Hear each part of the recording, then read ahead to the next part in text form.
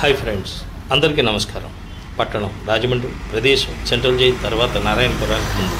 సమయం సరిగ్గా మిట్ట మధ్యాహ్నం 1:45. నివాసం మీరు చూస్తున్న రోడ్డే. మీకు అస్పష్టంగా కనిపిస్తున్న అతని పేరు అనామకుడు.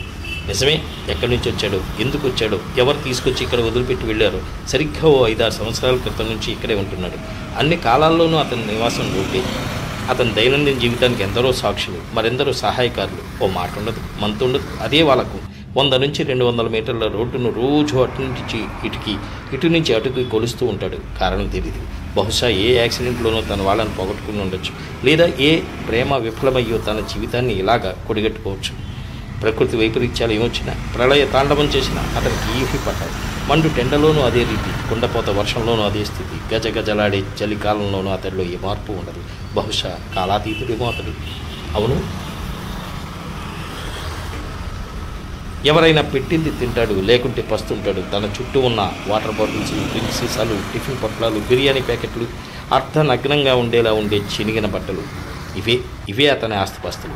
6 నెలలకో ఏడాదికో గెడ్డం గీసి క్షవరం చేయించి స్నానం చేయిస్తారు కొందరు మహానుభావులు.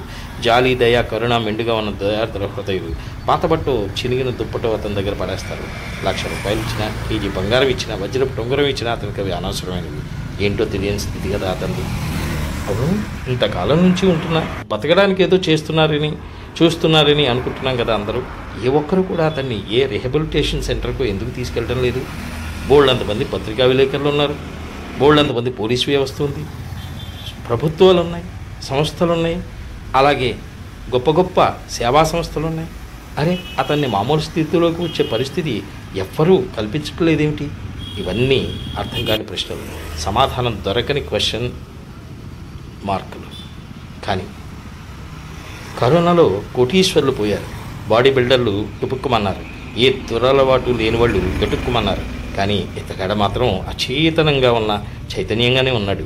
నాకు అనిపిస్తుంది, ఇంత రోగనిరోధక శక్తి భగవంతుడు ఇచ్చారు కదా, మరి ఎందుకు మామూలు మనిషిని ఇతన్ని చేయటం లేదు?